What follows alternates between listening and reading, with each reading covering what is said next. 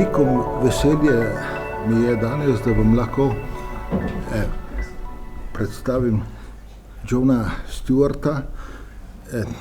Kot sem zapisal, po mojem, enega največjih ekspertov za filozofijo 19. stoletja, posebej kar zadeva Kierkegaarda in Hegla in filozofijo religije.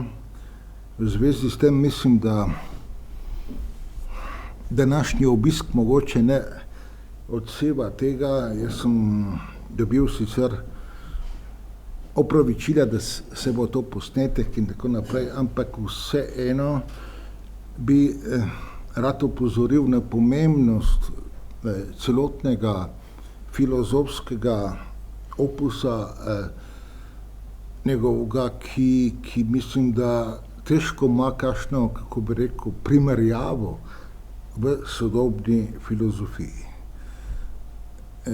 Glede sodobne filozofije je tako, da seveda je bila nekako nakazana s to situacijo filozofije v 19. stoletju in jaz sam sem najprej nameraval organizirati predavanje na temo nihilizma, nihilizem v 19. stoletju, ampak potem po, kako bi rekel, razgovorih se mi je zdelo važno, da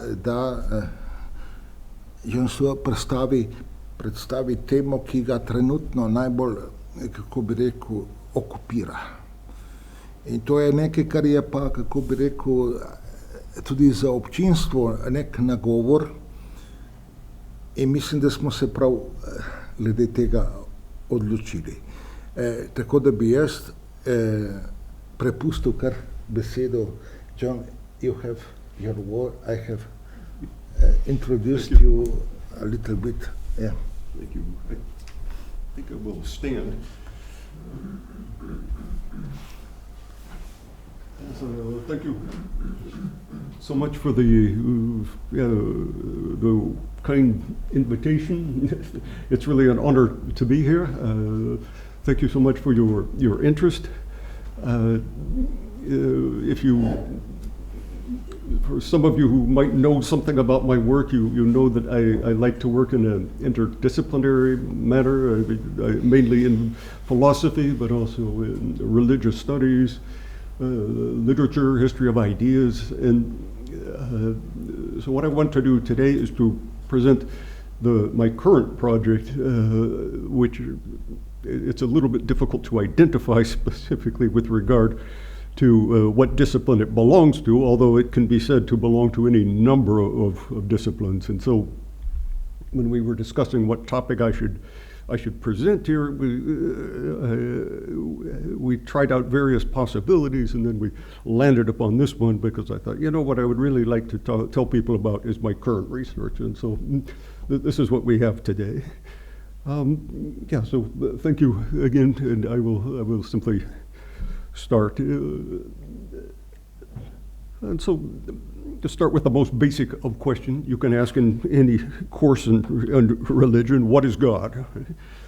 So some of you might immediately think of Michelangelo's The Creation of Adam, right, where we have God looks like a bearded old man coming down from the heavens, giving Adam the first spark of life.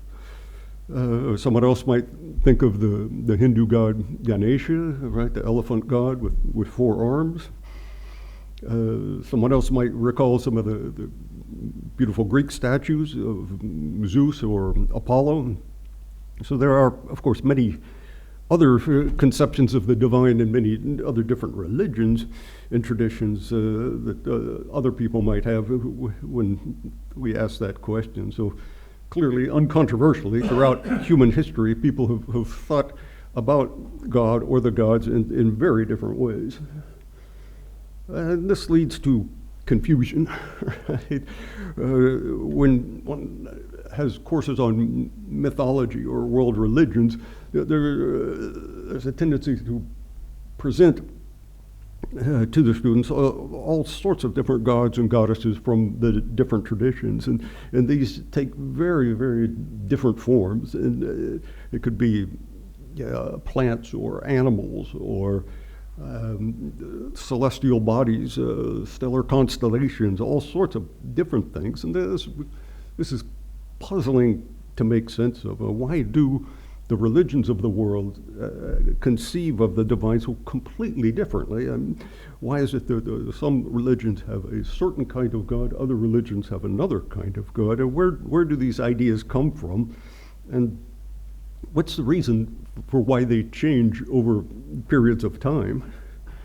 So the study of religion has become increasingly broad at the beginning of the 20th century with the creation of the social sciences, psychology of religion, sociology of religion, and even in our own times there's been a great increase in interest in religion. But nonetheless, the question, these sorts of questions about the different conceptions of the divine has remained unsolved. So there's no general principle that's been discovered that manages to bring some kind of an order to the chaos of representations of the divine in the different religions of the world. And so it might be easy just to conclude, okay, when we're talking about the gods, the divine, we're out into an area that is simply, a logos, right? It's an area that has no discerning rationality or anything at all. It's not governed by rational laws of science. There's also a tendency, I think, in these kind of contexts to oversimplify things in the sense that when one reads books on these subjects from specialist scholars, they want to make these blanket statements. For example, the Sumerian gods, they were anthropomorphic, right? Or the Egyptian gods, they were zoomorphic, and that's the end of the story. And this, you can see why people want to do this in introductory classes on religion. It makes things easy, but it's quite distorting of the subject matter itself. By giving these simple one-dimensional characterizations, they present an impression of homogeneity. That is, their accounts fail to recognize that there's great diversity of forms of the gods in any given religion, and even how even a single god can appear in different ways in the same religion. And it gives the impression that the conceptions of the gods are something fixed and forever static, but this is simply not the case.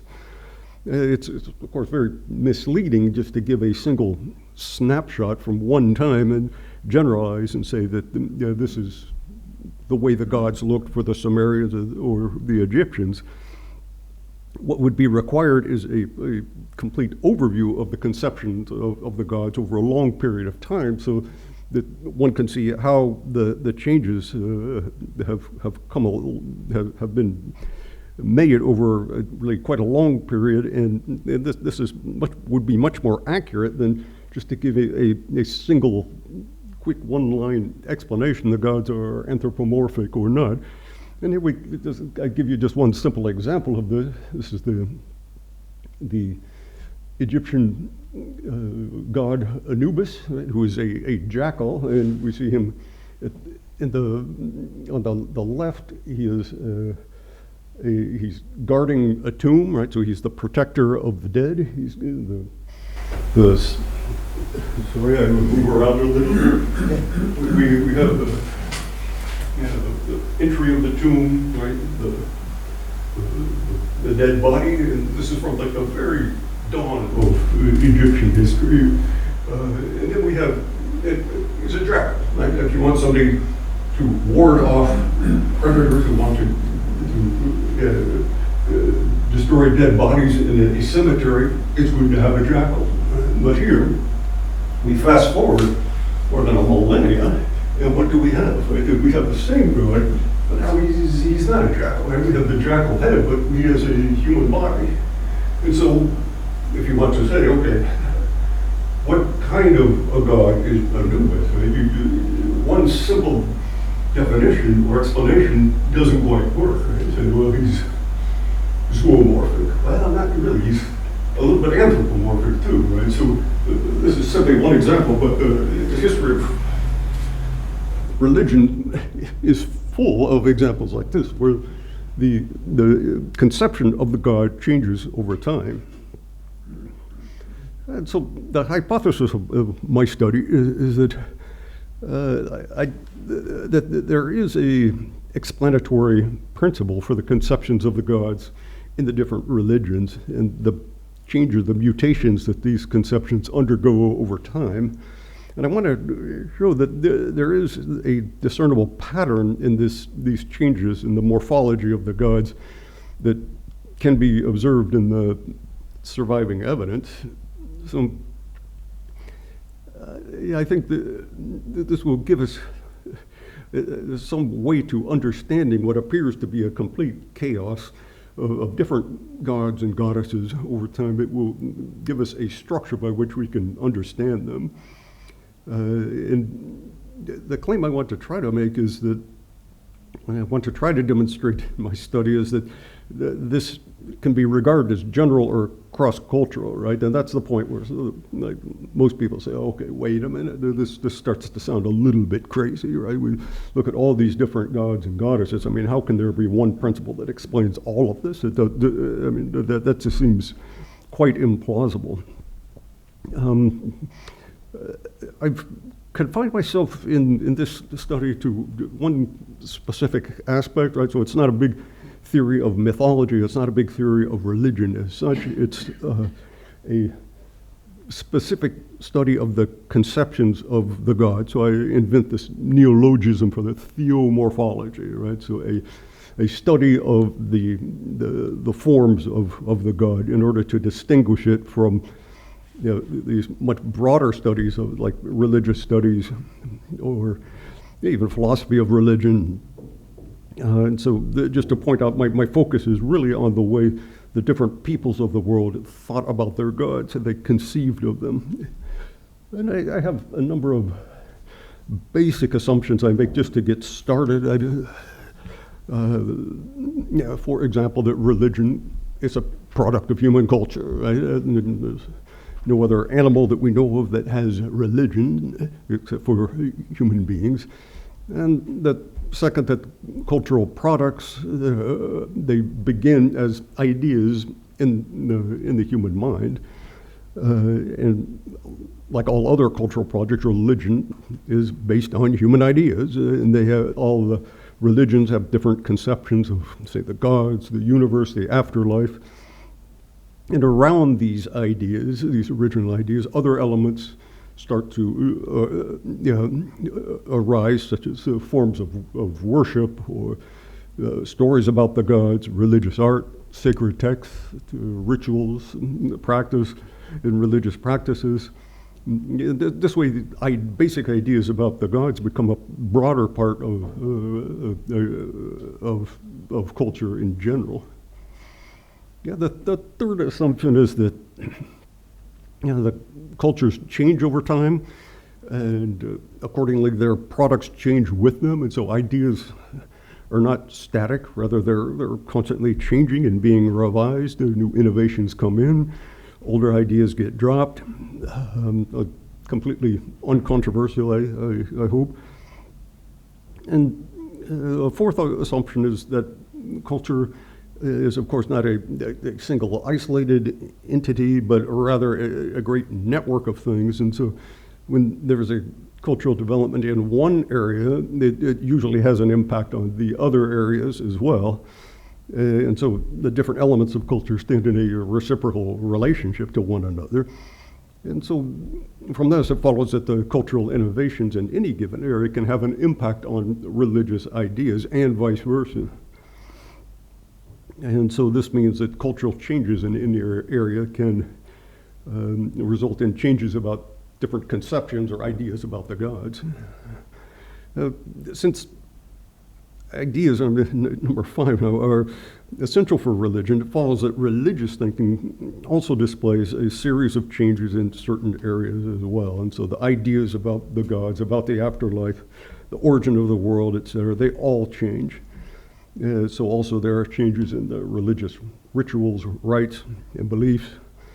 It's therefore, I think, a mistake to regard religion as a fixed, static entity, as one might be tempted to do.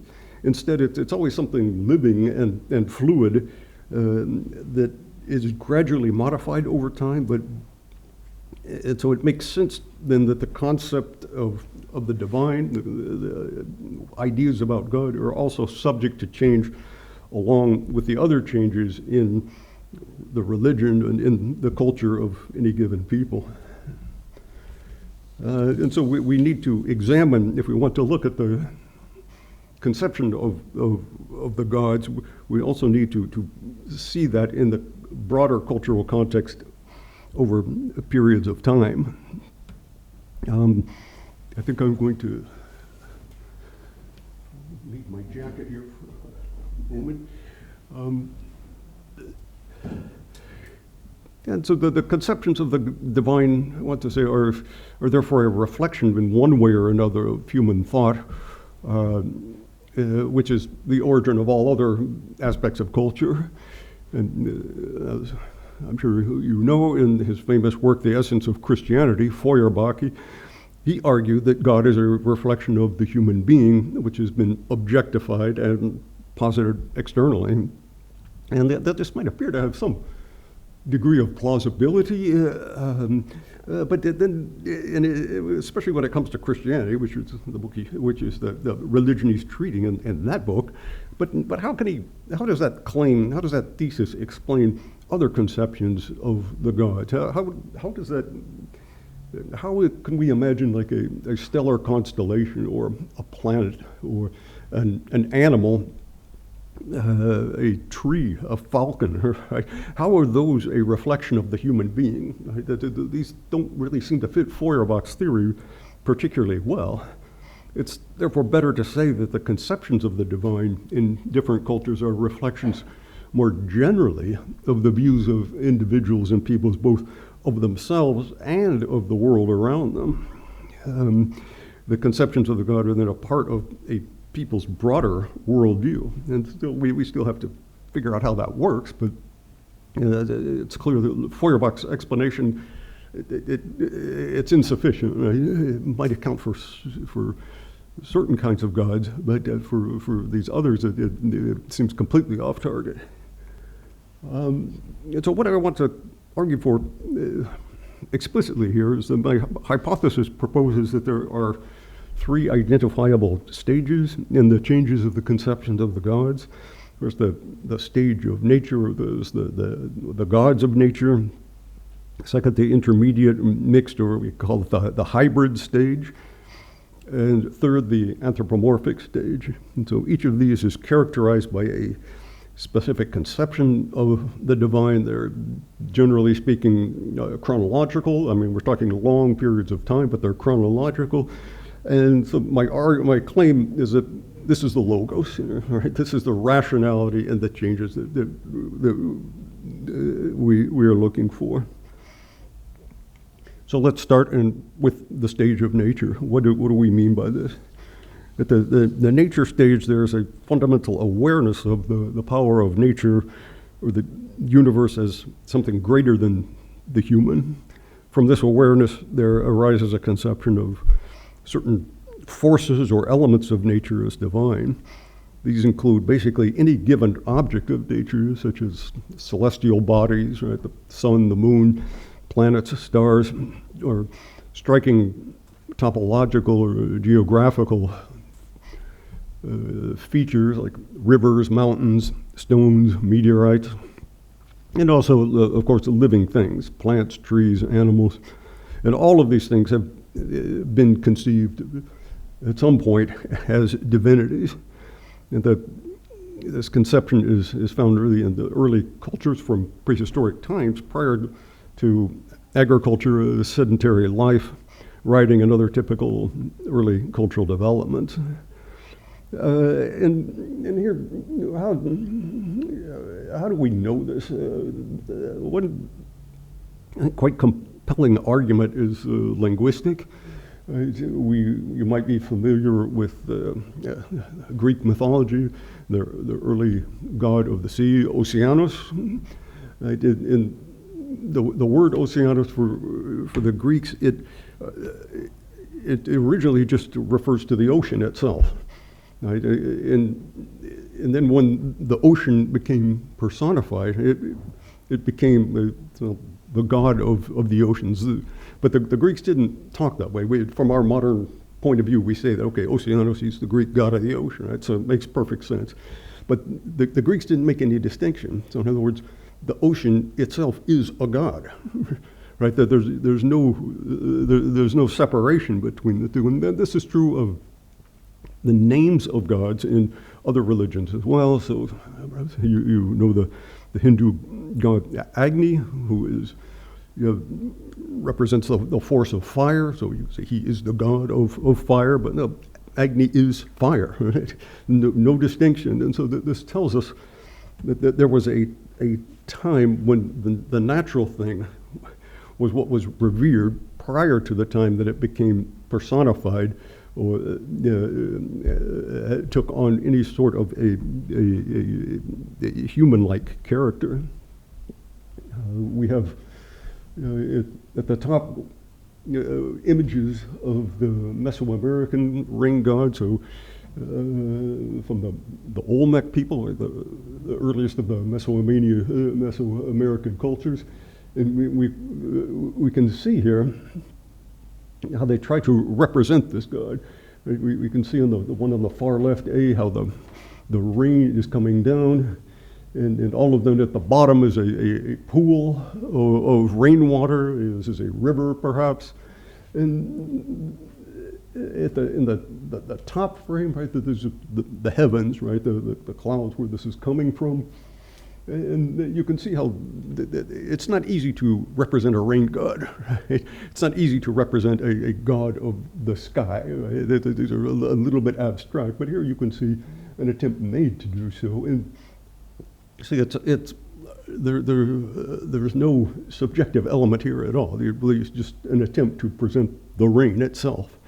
It's not a god of the rain. Right? It's the rain itself, the storm itself. Also, we have a picture of the Greek snake worship, which is something people familiar with Greek mythology usually don't know much about, but this is true. The Greeks also worship this snake, and here we have an example of a god of nature. And so, I think if you think of this in terms of empirical experience, that these gods of nature were based on early human beings and their experience with the world. And I think to the early mind, it must have seemed completely obvious that there were gods which controlled what happened in the world. I mean, the lots of things that happen that are clearly not in the control of human beings. And to that mind, right, that you look around, evidence of this is absolutely everywhere. You have the storms, you have death, suffering, disease, you have volcanoes, you have floods. All of these things are beyond human control and have profound consequences for human life. And in a pre-scientific age, it was a natural conclusion that there must be other more powerful forces at work that cause these things. And these are, of course, the gods conceived of as forces of nature.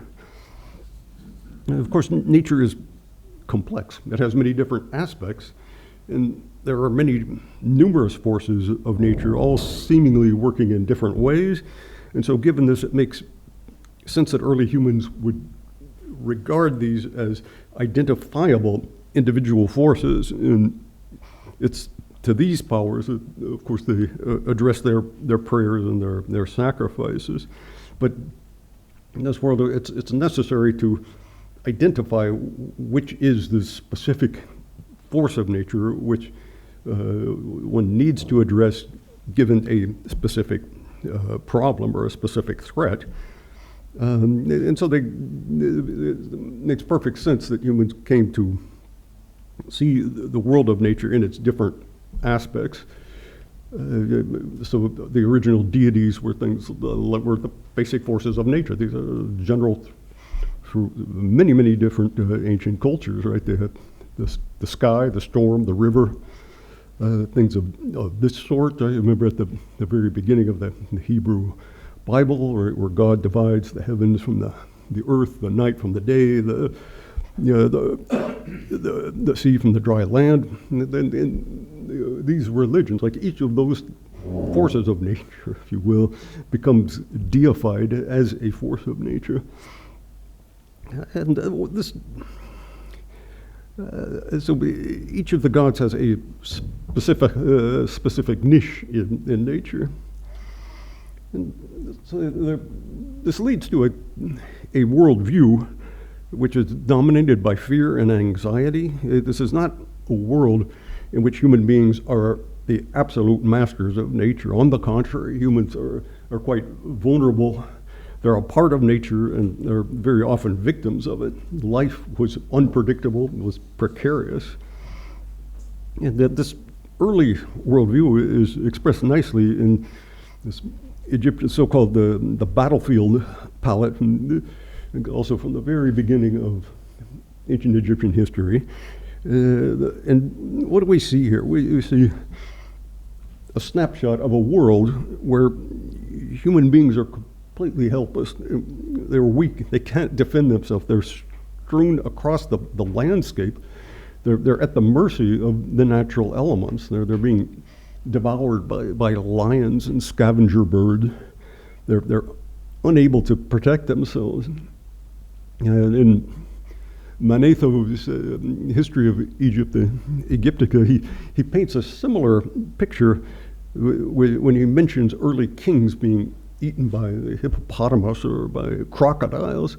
There are also numerous well-known accounts of devastation from natural forces such as earthquakes and floods, both in the Hebrew Bible and in many ancient Mesopotamian accounts. Gilgamesh, perhaps you know. If we skip over to another continent now, to the Americas, we have a carving on stone retraced by an artist here, that dates back to a period right at the beginning of sedentary life in Mexico.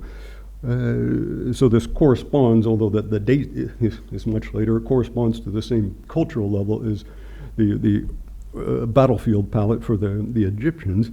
And what we see here are jaguars attacking men. And they're already in the claws of these aggressive jaguars trying to escape. And what's clear is that the image is that the jaguar is a force of nature that the human sphere has no control of. So the human is not the top predator in the jungle, it's the jaguar. And this is clearly represented in this image of the one on the left. And on the right we have a similar one with a snake who is a rattlesnake, and it's a divine rattlesnake who is eating a human being in very much a very similar sort of posture. And so these animals are conceived of as gods in the form of animals. Here again, they're not ascribed any sort of human agency. They're just forces of nature. They act like animals act. And they are predators. We have in this world where the forces of nature are clearly far more powerful than human agency. It's natural, of course, one would think, to try to mitigate the threats that came from them. So one doesn't want to be eaten by jaguars or things of this sort. And so it's of supreme importance that one try to get into contact with these divinities and to, as it were, make a plea for help. And in this sense, it made good sense to appeal to these forces and to find some way to to make them positively disposed towards human beings and human goals. And so from this need comes the impulse to make sacrifices, to make prayers, to perform religious ceremonies, find some way or another to persuade the gods to intervene favorably in these kinds of threatening situations. And if you will remember from Homer, for example, I get into a period where you have anthropomorphic gods. Every time that the heroes undertake something new, that's always, okay, let's stop, let's make a sacrifice to the god, and then we go on. Like every scene that seems to happen, so they live in this constant communication with the gods where they're asking for the gods' favor in a self-awareness that they're unable to manage whatever they want to undertake on their own. They need divine assistance. And so the initial problem here is that to find some way to communicate to forces of nature, who, as forces of nature, they have no human language. In different cultures, they try to solve this in a number of different ways. For example, one of the earliest forms of religion is shamanism, which involves a person who has special gifts in entering a trance or some sort of ecstatic state that makes it possible for them to communicate with the divine forces.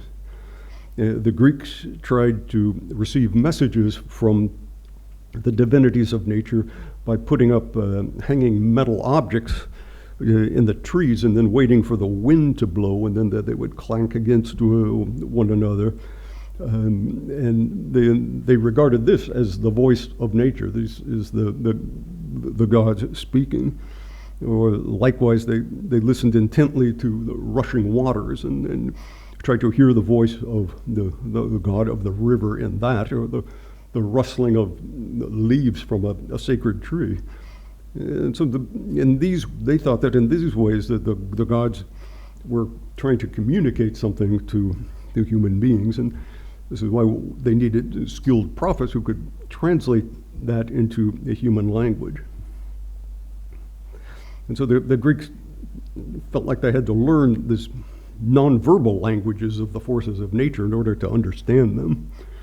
And the oracles of the ancient Greeks, even in later times, the oracle at Delphi that everybody knows, can be seen as a form of shamanism, right, where the priestess communicates with the divine and has this and tries to translate it into this voice into the human language, and that this continues even into the later periods of Greek history that we're familiar with, where the gods are anthropomorphic.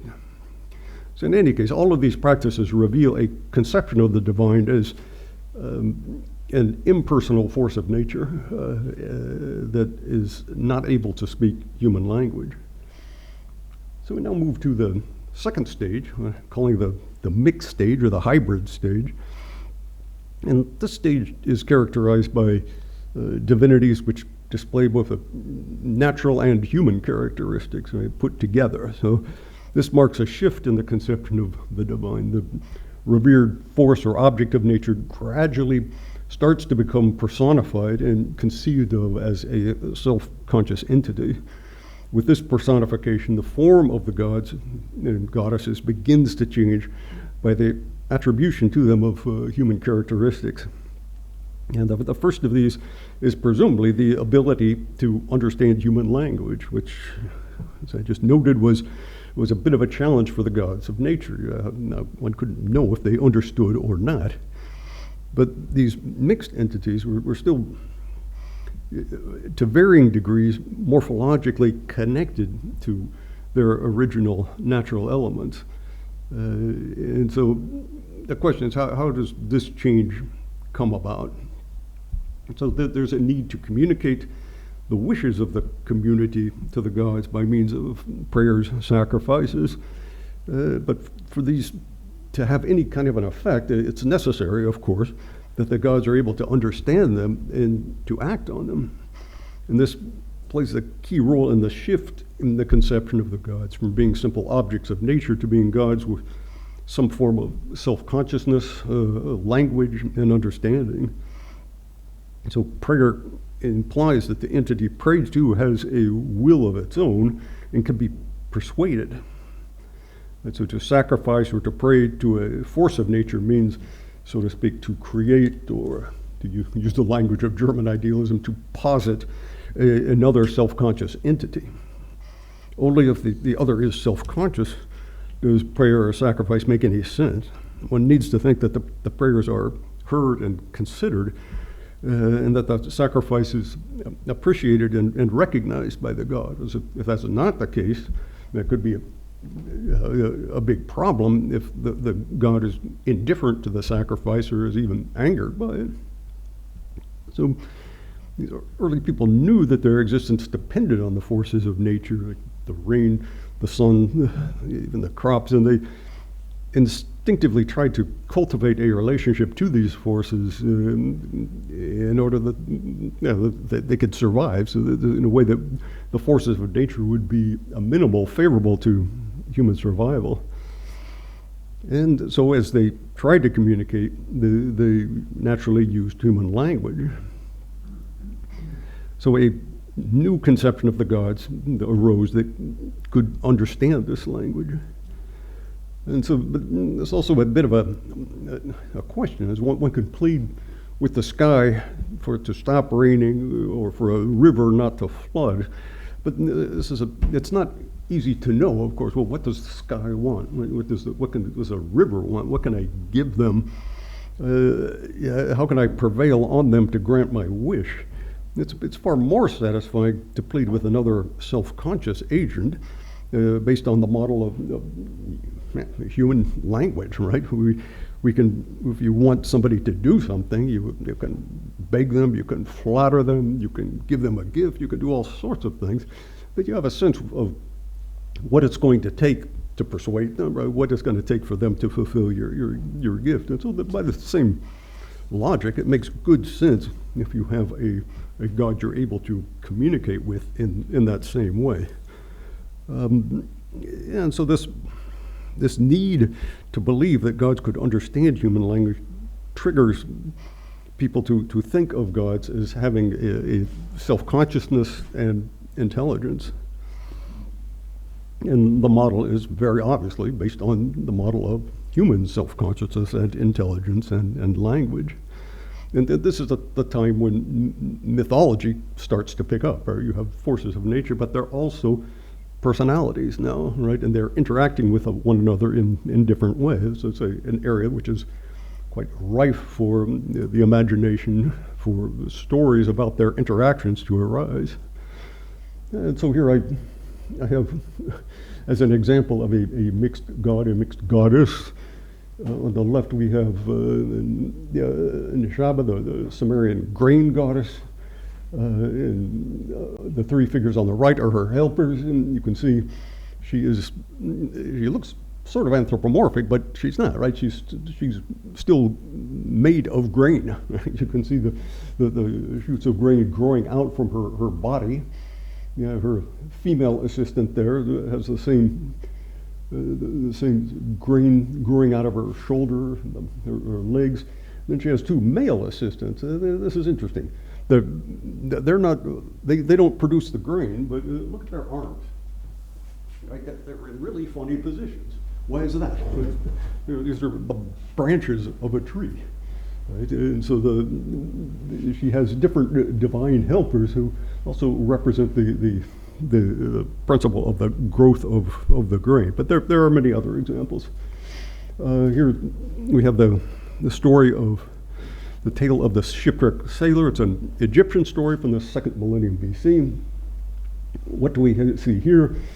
It's a story of a shipwrecked sailor who comes to a deserted island where he sees this huge snake. Turns out the snake is a god. Now, this is a modern representation, but it captures what the story says.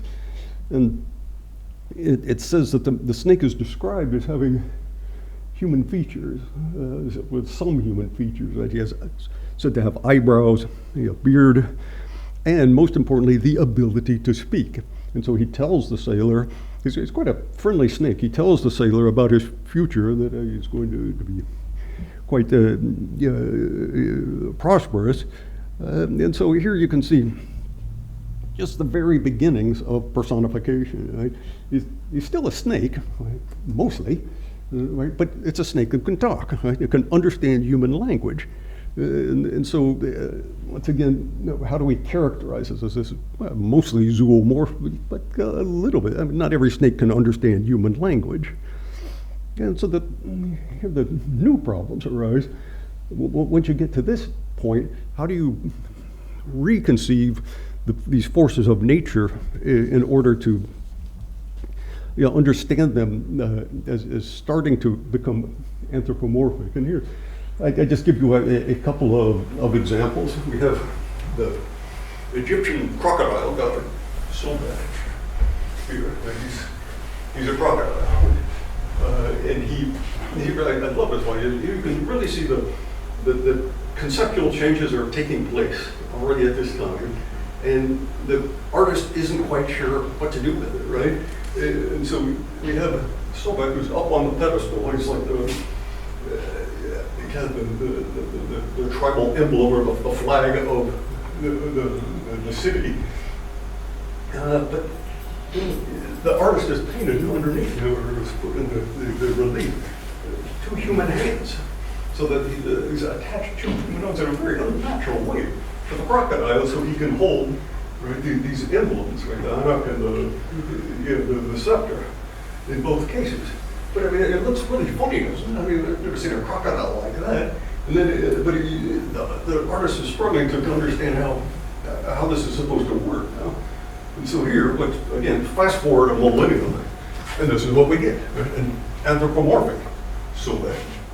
He's still got the head of the crocodile, so everybody can recognize him. Yep, that's Sobek for sure. We can recognize him from here. He's still got the same headdress as we have over here, but now he has a human body, and now he can comfortably carry these things, which over here look so funny, like they could just added on to him. So here's a good example of different ways in which this mixture of the human and the animal or the natural can be conceived over time. If we have the Sumerian god of water, Enki, it looks kind of anthropomorphic, right? But he's not. How do I know that? Because he's made of water. He has like a river running through him. You can see the fish in the river running through his body. So again, the artist is struggling a little bit. He starts out as the natural force of water, of pure water, and becomes anthropomorphized, but he still has that natural element with him. And we have some other examples of this. On the left, we have go back to the Samaria and Acadia. We have the serpent god with a worshiper here on the left, with the altar, something is burning in it. The worshiper is making an offering to the snake god. And so what do we see? How is he portrayed? The lower body, he's a snake, right? Upper body, he's a human being. Like an odd conception. So he's starting to become human, but he's not that yet. But he's more human than the snake god in the earlier story, right? We just had human eyebrows and a beard or something. And now this guy, he's got a full upper torso as a human. Mesopotamian tree goddesses. Right here we have the tree goddess, her divine helper, bringing an offering of a small tree to a god in the mountains. Representations of the mountains.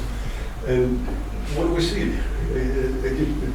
She's like Shiva, right? She's a hard tree, right? She has branches growing from her body. We have the Egyptian god Thoth, human body, the head of an ibis. The water bird is also the god of writing, and so he's writing something on a tablet.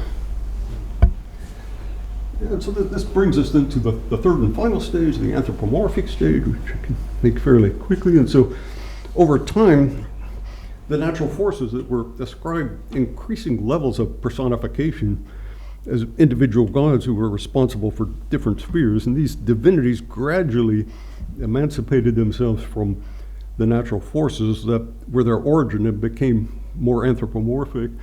And so at the anthropomorphic stage, the human form fully emerges, and as it were, it separates itself from the natural form. So they become two separate things instead of one thing which is mixed together. And at this point, the gods are, of course, conceived as fully self-conscious beings who have specific natural forces under their control. They're no longer identical with the forces, and they're conceived as having human form and acting with human thoughts, emotions, motivations, and in the natural element all but disappears, and they become relegated, demoted to simply a symbolic nature. So everybody knows the famous statues of Zeus. He's always got the eagle, right? So Zeus is the god of the sky, the god of the heavens and the storm, and he is represented by the eagle in an earlier form. And of course, once again, how do you represent a god of the sky? How do you represent the sky? Not so easily. You have to do it with a bird, right? An animal who lives in the sky symbolically. And so as culture develops, there are new spheres of human life which appear, which didn't exist at the earlier time when the gods of nature were invented. So for example, agriculture, writing, science, these are all unknown to early human beings. And these new spheres of activity taken from human life were also ascribed to the gods, just as the natural forces were earlier. It seemed perfectly natural. So for example, in the earlier slide we saw the jackal god Anubis, protector of the dead. And so when the Egyptians invent the science and skill of mummification, then they thought, what sphere does this fall for? Which god should we attribute this? How about Anubis? Makes sense. He's also the protector of the dead. So Anubis is in charge of mummification, but this precipitates a change in the form of Anubis, right? Because, of course, a jackal cannot mummify a body, right? He needs to change. He needs to have human hands. Right? He needs to have human intelligence. And so this precipitates a change towards an anthropomorphic god, which originally started as a god of nature. There's a certain incongruence which happens when they're mixed together, and that human element doesn't fit well with the natural element as soon as these new elements of culture are introduced. And this also produces a very different mindset, a different worldview. Where we started, it was human beings who were terrified, in awe of nature, right? Living a precarious life. But now, as the situation changes, as human beings begin to free themselves from their dependence on nature, they invent writing, mathematics, astronomy, engineering, the different specialized crafts, agriculture, medicine. They begin to build elaborate irrigation channels, and cultivate crops, domesticize animals, build permanent shelters, construct great palaces and temples. And with all of these advancements, now the situation becomes inverted, right? The original relation is reversed, and now it seems as if the human is more powerful than nature. We could see this really in no better place than in the famous Ode to Man from Sophocles' Antigone, right, where the chorus sings the following, right? Many the wonders, but nothing walks stranger than man. This thing crosses the sea in the winter storm, making his path through the roaring waves. And she, the greatest of gods, the earth, right, Gaia, ageless she is, and unwearied. He wears her away as the plows go up and down from year to year, and his mules turn up the soil. Light-hearted nations of birds he snares and leads, wild beast tribes, and the salty brood of the sea. With the twisted mesh of his nets, this clever man, he controls with craft the beasts of the open air, walkers on hills, the horse with his shaggy mane he holds, and harnesses yoked about the neck, and the strong bull of the mountain. Language and thought like the wind, and the feelings that govern a city. He has taught himself, and shelter against the cold, refuge from rain. He can always help himself. He faces no future helpless, right? Compare this to the battlefield paladin, right? There's only death that he cannot find escape from. He has contrived refuge from illnesses once beyond all cure. Clever beyond all dreams, the inventive craft he has. So, end quote. One can hardly ask for a better statement of the affirmation of the power of human beings in relation to nature. Now, according to this view, human beings have now completely mastered nature. They can defy Poseidon, the god of the ocean, by crossing the sea whenever they like. Even the goddess of the earth, Gaia, is subordinated to humans when they begin to cultivate the soil and use the plow, right? When they invent agriculture. So intelligence, ingenuity with respect to invention of agriculture have made human beings more powerful even than the goddess herself. Now, this passage exudes a real sense of confidence in human power, knowledge, and technology and what they can accomplish. And so with this, we have a shift in the different conceptions of the God as we move from nature to more gods who appear in an urban setting. Here we can make this quick. In the earliest days, human beings, they went to the tops of mountains, to high places in order to worship the gods of nature. They were up high, close to where they believe the gods to be. Now there's something that once we get into a urban situation, that seems unworthy, right? That seems beneath what the gods should be. And so human beings, they set up their own places of worship in their cities. And so they build, as it were, a mountain in their own city that they can make into a temple, and then they can place the altar at the top of that. And so these are, for the Sumerians, the ziggurats, or for the Mesoamericans, the pyramids, other sorts of Tower of Babel, right? The towers, anything at all is a temple, when they place this in the middle of the human city. And so this shows that the gods are now localized. They're a part of the human community. They're no longer out in nature, in the waters of the seas, the oceans, but now they play a part of the human community. Also, we all know the Greek temples. There were the pyramid in Teotihuacan. You can see this quite clearly. Right? In the background, you see the outline of the mountain, which is nearby, which is where they used to worship. Right? And so, how do we bring the gods to us? We build the mountain inside of our town, and it mirrors the mountain behind it, right? in the form of a quite impressive pyramid. Okay, so now how do we conceive, once again, this shift from what were gods, which were mixed gods, to fully anthropomorphic gods? And here, once again, we have some different examples. Because again, this is a problem, right? We can have many different forms.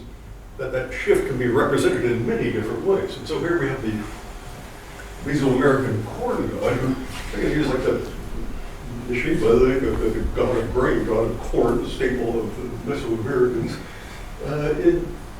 Here he is, right? He's emerging out of a cob of corn and fully in human form. And he's even wearing a necklace, right? A symbol of human culture. He's miraculously, like the human god comes from this. Or Indus Valley people, we have India, we have the tree goddess, basically originally the spirit in the tree, and now something there she is. Right? She has a human form. She's wearing these armlets, again, signs of human culture. We have a worshiper there beside her. This is what I really love. One of my all-time favorite gods, right? the Maya ring god Chok. These are from the codices. we see the rain god is initially conceived of as a snake, because we see the snakes in the rain pools of the river. And so what do we see here? The snake with his jaws wide open, and out of the jaws comes a sort of human head. He's not completely anthropomorphic, but has a little bit of a head of a monster, but something like that. And then in the next, same snake, same jaws wide open, but now he's emerged complete. It's not just his head, his whole body has emerged from the snake. And the third one, it's a completely different picture. Now he's separated from the natural force completely. And so there he is. He's the blue figure representing the reins. He's got in the one hand the hatchet for the thunder, right? And then the other hand he has the torch with the fire for the lightning. And what would happen to the snake? Well, there he is. The snake's his assistant now. The snake is carrying the water for the rain. And so that we can see very clearly a different form of a movement from a god of nature to a god with sort of human intelligence. We're not quite there yet. It's not completely human, right? It's, the head is the last thing to change. But a clear transformation is intended to be represented here. Here we just a couple of other very quick examples. The Mesopotamian moon god. You see, everybody knows the crescent of the moon. And then we see a figure growing out of the moon. I mean, it's not easy to represent it, right? So suddenly the moon has a human personality. And the Greek god Oceanus, we just mentioned, is here. He's kind of like an eel. He says a human upper body, an eel lower body, and here in his left hand he has an eel, in his right hand he has a fish. Now we fast forward a bit, and here he is again. Right? He has claws like a crab or something, and there's our eel. He's standing beside his wife Tethys, but now he's no longer an important figure. He's a figure who has been relegated in status, but now who's the main figure? It's Poseidon, right? The new god of the ocean, the Olympian, the one who represents the entirely anthropomorphic god of the ocean. And so they simply replace the gods. Right? So Oceanus is no longer worthy as Poseidon is worthy. And what are the symbols of Poseidon? Like the trident, a piece of human technology, trained horses, chariot riding, also human technology, human abilities. And so now we have, once again, a change in the form of the god to an anthropomorphic god. In this case, just like a replacement change. He's not growing out of him, or in some other way, he's just simply set aside the older god. Okay, and so to get to the end here, the way I have organized my study is to try to go back to the so-called six cradles of civilization: Mesopotamia, Egypt, the Indus Valley, China, and the Karl Supe civilization in Peru, and Mesoamerica, and to try to see how they conceived of their gods, and to try to demonstrate that the way in which they conceived of their gods is quite similar. It follows exactly this pattern. And the key here is the Neolithic Revolution. Right? This is important since all of these civilizations experienced the Neolithic Revolution, or called the formative stage in the Americas, which means it's possible to find archaeological remains from a time when they had only recently abandoned nomadic existence and embraced agriculture and later urbanism.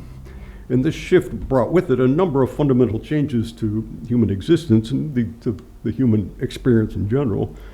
The cultivation of plants meant that, of course, people didn't have to spend all their time hunting and fishing. I could go on and on about this, about the advantages of sedentary life. the development of crafts, the development of writing, basic forms of technology. And it also triggers the revolution in religious thinking. So my thesis is that all of these early cultures display the same pattern in the changes of morphology of the gods, just sketched despite their quite different locations, time periods, languages, culture. They all experience the same movement in the ideas about their nature of the gods and how they changed. And so at the very earliest period, with nomadic hunters and gatherers, pastoralists, they worship the gods of nature according to the first stage I outlined above. This can be found in nomadic tribes of North America, for example, or Australia. They worship the forces of nature, right? The summer, the winter, the wind, the sun, different animal gods, the coyote. Then with the beginning of urbanism, the gods of nature started to shift to more human-like entities, but the shift was very gradual. And there arose new spheres of life, such as writing and science, which were highly significant, but it was a little incongruous to ascribe them to the gods of nature. But they tried, and then when the incongruities became too powerful, the fully anthropomorphic gods emerged. Yeah, and so, yeah, that's the theory, that's the project, and I give you here some very brief examples at the end to show what I'm talking about. So here we'll get once again our Mesoamerican corn god. He starts out as an ear of corn.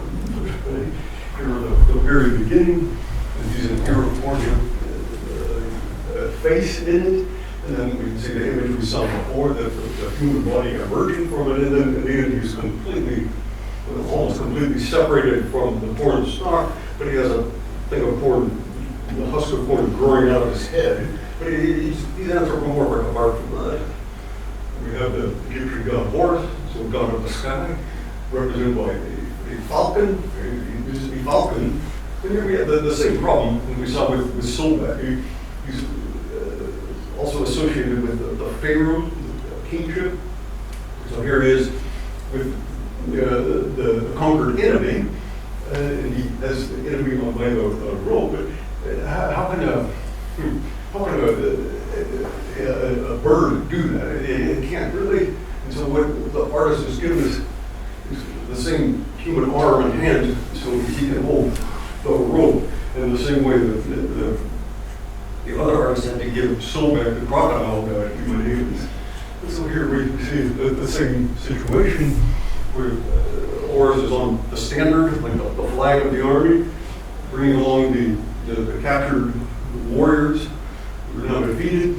And so Slovak is supposed to be leading them on the prisoners away. And again, how can a bird do that? It doesn't make any sense. But a clever artist has the human hands reaching down from the standard to help guide the prisoner. At some point, and fast forward a millennium or so, the artist said, let's just drop it. Right? Let's just say Horus has a anthropomorphic body. He is a human and keeps an animal head. And you have here is showing his support of the pharaoh, and he becomes completely anthropomorphic. Here we have Mesopotamia goddess Inanna Ishtar. It's a little bit like the Roman Venus, he's a goddess of war, of love, fertility. She starts out a lion, right? Roaring, threatening lion. And then, as a longer story, she represents, why is she a lion? That's because she also represents the storm. And when the Sumerians heard lightning and thunder, it sounded like a lion roaring, and so she was associated with a lion. Now, we fast forward, what do we see? Now she has emerged, separated from the lion, who is now, she is subordinated. Right? She has wings, she has arrows that she can shoot with. You can see them coming from her back. She has the sort of a funny horned hat that the Sumerian gods had. in a completely different relation. Right now, it's the human which is more powerful than nature. So also here, same. She has the wings, but now she's standing on the lions, right? And she has claws.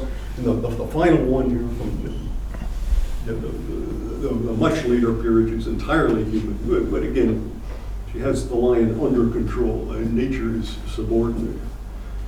The Mesopotamian moon god, same story. We have the moon. We have the moon being worshipped with a human figure starting to come out. Then we have the moon being worshipped with a full human figure. And here on the left, we see the temple of the moon god with the standard, right, the totemic standard of the cult. But here now, he's entirely anthropomorphic. He's standing on top of his temple, and he just has a moon hat, right, to represent that he is the moon god. But otherwise, the artist has put that there so we recognize him because we're used to seeing him in this form as a crescent moon.